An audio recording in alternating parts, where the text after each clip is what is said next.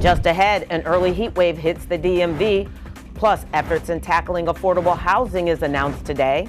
The state announces the awardees to its low-income housing tax credits. I'm Katara Jones. I'll have more on that story coming up on CTV News. And a summit encouraging high school students to get involved with the environment. Those stories and more. CTV News is up next.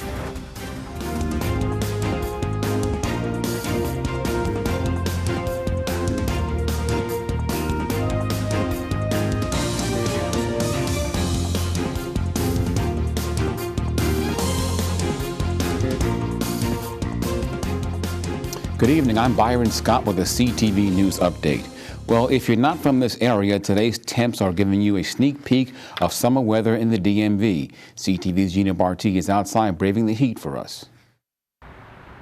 Well, Byron, it is hot as the dickens out here. I hope I can say that on the air, but it is hot, hot, hot. And my phone thermometer is telling me that it is 91 degrees and we can expect these high temps until Wednesday.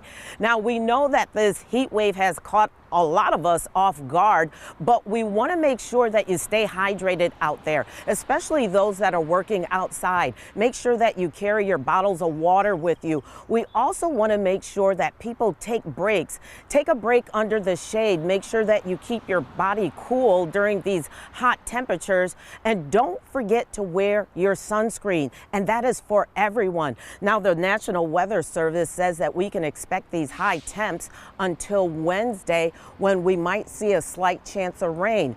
But we want to make sure that everyone stay cool and stay safe. Back to you in the studio. Thank you, Gina. Well, County Council has proposed a bill aimed at promoting safe interactions between first responders and individuals with special needs and mental health issues. The bill would establish a voluntary 911 registry program for county residents.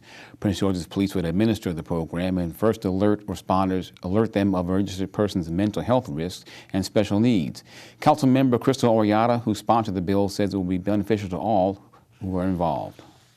This program is going to be one that allows people to feel safe and secure. So, for example, if you have a child that has special needs that doesn't respond the same to loud noises or lights, right, then the officer and the first responders will know walking into the situation and can have that in mind when dealing with the individual. So there's less likely to escalate to violence. And so I think this is important, it's needed, and I'm hopeful that we can pass it here in Prince George's County. And the County Council bill follows similar programs across Maryland. Well, the battle for a U.S. Senate seat is turning negative with a new ad from Democrat David Trone aimed at his opponent. The ad features several county politicians who are longtime critics of Also Brooks, including State Attorney Aisha Braveboy and Councilmember Edward Burrows. In response, Also Brooks says that Trone has turned negative because he must believe he's behind. She also says that he spent more than $40 million trying to buy a seat in the Senate. Early voting begins May 2nd. Primary election day is on May 14th. Well, federal student loan borrowers, listen up. You could have the chance to receive a full cancellation of debt or credit towards cancellation through a one-time U.S. Department of Education payment count adjustment. To be eligible, borrowers must consolidate their loans by tomorrow, April 30th. A new study found that incoming freshmen could rack up an average of $37,000 in debt. Well, our next story is about retail theft in America. It's a huge problem, in excess of $100 billion. Maryland is one of the last blue states that's yet to pass organized retail crime law. Retailers and lawmakers are trying to figure out how to fix the problem. Capitol News reporter Eliana Mutnick has the story. What happens in the next year, right? Like how many stores, how many grocery stores and communities or retailers that we all need are not going to be there anymore? The reason retailers are concerned about that, shoplifting. Whether it's a grocery store, clothing store, all of that is considered to be retail theft. And getting away with it is easier in Maryland than you'd expect. But if you jump from Anne Arundel County to Prince George's County to Montgomery County to Howard County and you steal, we have to separately charge you in all those different jurisdictions. Kaylee Locklear, president of the Maryland Retail Alliance, says retail theft is now over a $100 billion problem in the U.S. and impacts much more than just retailers. And it costs our judiciary money, it costs law enforcement money, and it also costs a retailer money. Employees do not feel safe at work or don't want to work in those retailers. It could be customers not wanting to visit those locations and spend their money there because they don't feel safe. Retail theft is a crime that has exploded over the past few years, but organized shoplifting is something completely different. Most states have aggressive organized retail laws that combat the large-scale theft act with the intent of selling it online. But Maryland does not. Maryland is one of the last blue states, actually, to pass an organized retail crime law. Locklear says discussions about how to reduce organized retail theft have been going on in Maryland for 8 years now, but nothing has changed. She's still fighting to get legislation passed through the General Assembly. So we're not creating some sort of new law here. We're actually closing a loophole. And Locklear wants change, and fast. Criminals know you can come to Maryland, you can steal more, get more bang for your buck, jump jurisdiction to jurisdiction, get on 95 and go wherever you need to go to fence it into cash. For CNS TV, I'm Alana Mutnick. And lawmakers in Annapolis have introduced 2 retail theft bills this session. Neither passed. Well, Maryland, like many other states, is dealing with an affordable housing problem. Officials say the state needs to produce 96,000 housing units. In an effort to address this issue, the state announces the fall and winter awardees of the low-income housing tax credits. CTV's Katara Jones is in New Carrollton with more on this story. The state is one step closer in addressing Maryland's affordable housing crisis. Today, the Maryland Department of Housing and Community Development announces the awardees of its low-income housing tax credit. Through the program, 13 projects have been awarded the low-income tax credits. Here in Prince George's, 2 developments, which include Green Street Housing LLC, will be able to build affordable housing units in the Silver Hill community. Also, Urban Atlantic Development LLC will also create affordable housing units right here in New Carrollton. These projects have received reservations totaling $17.5 million of 9% low-income housing tax credits, $2.5 million of partnership rental housing program funds, those are state dollars, and $28.15 million in rental housing financing program funds through the state.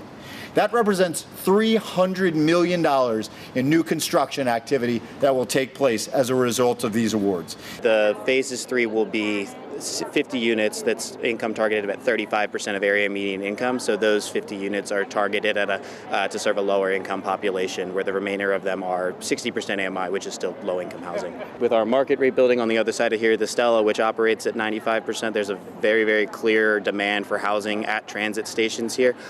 So we're incredibly excited to upfront have affordable housing reserved at lower AMIs here, built upfront as the remainder of development continues to go on here at New Carrollton. So to us, it was extremely important to have some of those lower incomes served up front. The Montgomery Housing Partnership, Inc. will also be able to build affordable housing in the Amherst Square and Wheaton Arts community. Katara Jones, CTV News. And the city of Hyattsville is getting a new headquarters for its police department. Located just off Route 1, officials say the new location on Hamilton Street will make it easier and faster for officers to respond to emergency calls. The facility that used to be a bank will be transformed into a modern building that is expected to meet the needs of this generation's policing. We're building a brand new police and public safety headquarters that's going to have all brand new equipment, brand new furniture, state-of-the-art communications center, state-of-the-art training equipment, a gym for our officers to be able to work out before, after, and maybe even during their shift. There's going to be a technology for virtual reality training where our officers can train not only with other departments and other officers from surrounding jurisdictions, but also with mental health professionals and our co-responder unit. We're establishing a crisis intervention team co-responder model. So our officers are going to be able, one of the first in the region, to be able to train in a virtual environment with those mental health professionals. We're really focused on taking care of our officers and their well-being, their mental health, and making sure that they have work-life balance and that they enjoy coming to work, most importantly.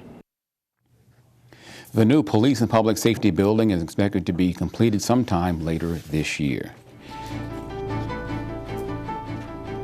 And you're watching CTV News. After the break, summer is right around the corner, and if you're planning a vacation, we have tips on how you can save some cash.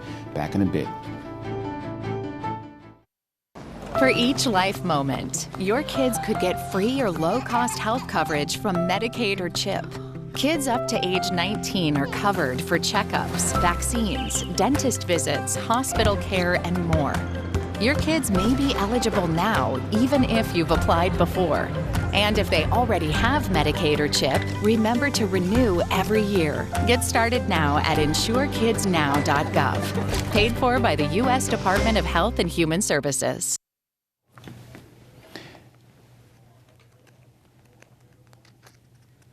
Welcome back. Students with an eye towards an environmental career gathered today at Bowie State University for day 2 of the Student Environmental Alliance Summit. The Student Center was filled with hands-on environmental activities and displays. Hundreds of students attended. All were from Prince George's County Public Schools. Presenters included the Smithsonian National Zoo and the University of Maryland.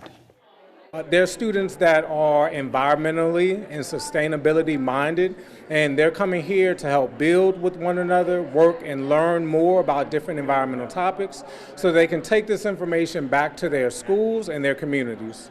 We have universities here where they'll learn about different pathways and matriculating in an environmental degree. We also have students that are here as part of a student action project. So they may have an interest in various careers, but they're all doing hands-on work at their school and environmental areas. The keynote speaker at the summit was U.S. Deputy Commerce Secretary Don Graves. Well, if you're thinking about a summer vacation, you might want to start making plans now. According to the travel site Hopper, the best time to book your trip is 2 to 3 months in advance. Hopper says it's more expensive to travel in the summer, and here are some tips that you can use while vacationing. Book U.S. flights 2 to 3 months in advance and 5 to 6 months in advance for international travel. Set fare alerts to make sure you're getting the best deals. Take advantage of credit card points and miles to get great deals, and try to book refundable rates on airfare and hotels. Well, dozens of people came out to Oliver's Old Town Tavern in Laurel yesterday for a spring book fair and author meet and greet. The fair featured books that were all written by Laurel High School graduates.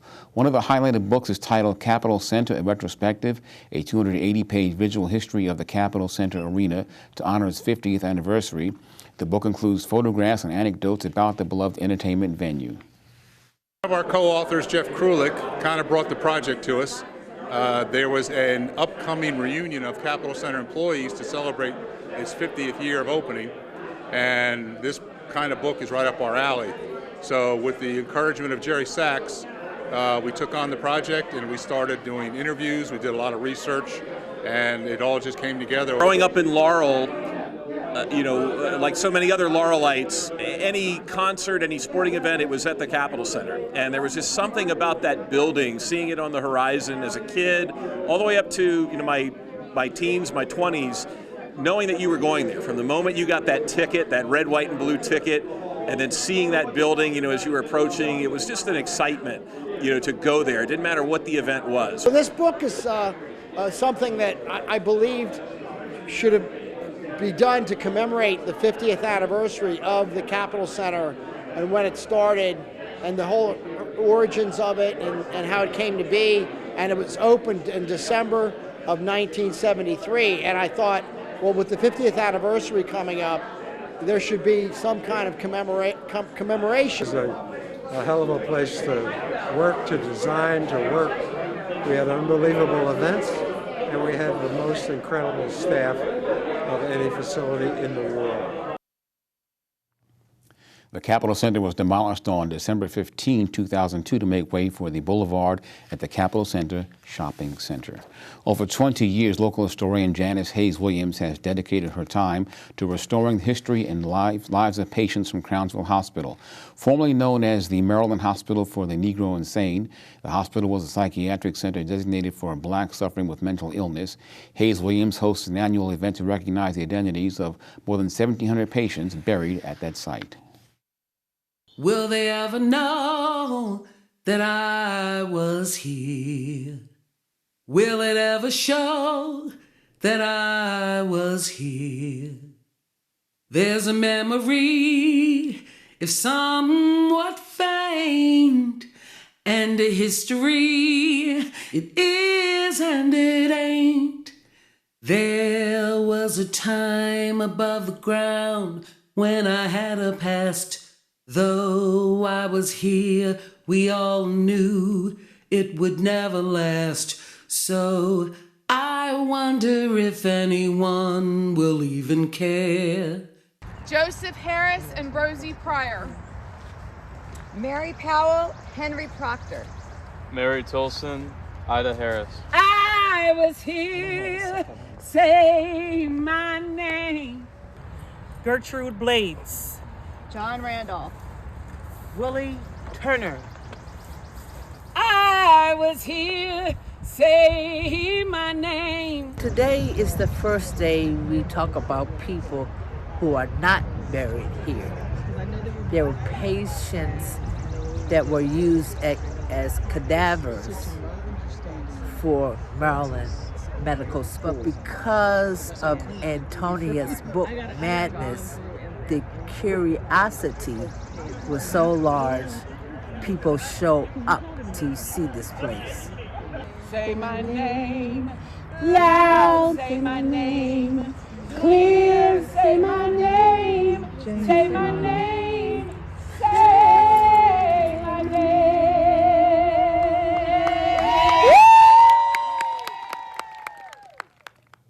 A memorial at the site is planned for later this year.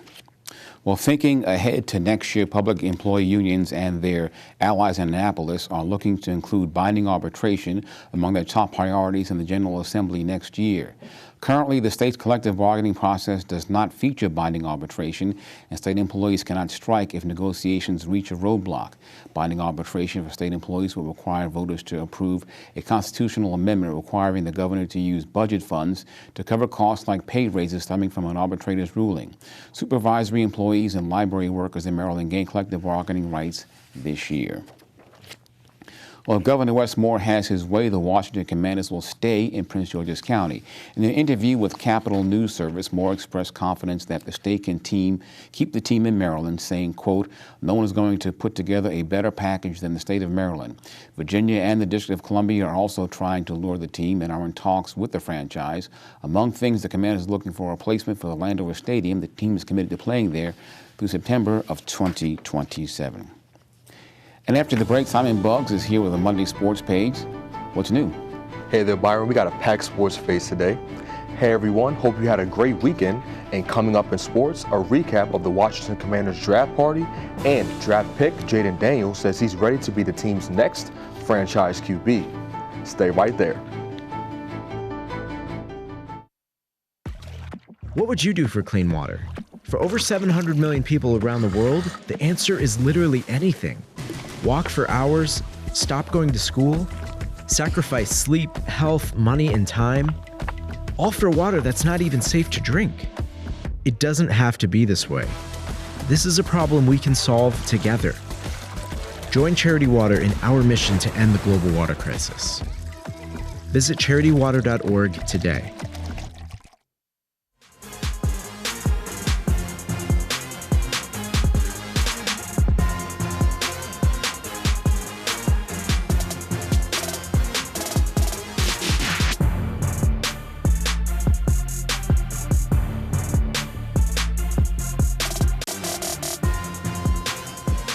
What's going on, everybody? It's time for your Monday Sports page. It's an exciting time to be a Commanders fan as the team has undergone many changes over the last couple of months. And because of the new regime on and off the field, this team has a different feel to it than in past years. And fans showed their excitement for the upcoming season as many of them attended the Commanders draft party over the weekend. We caught up with some fans at the event, and they said they're looking forward to this new era of Commanders football.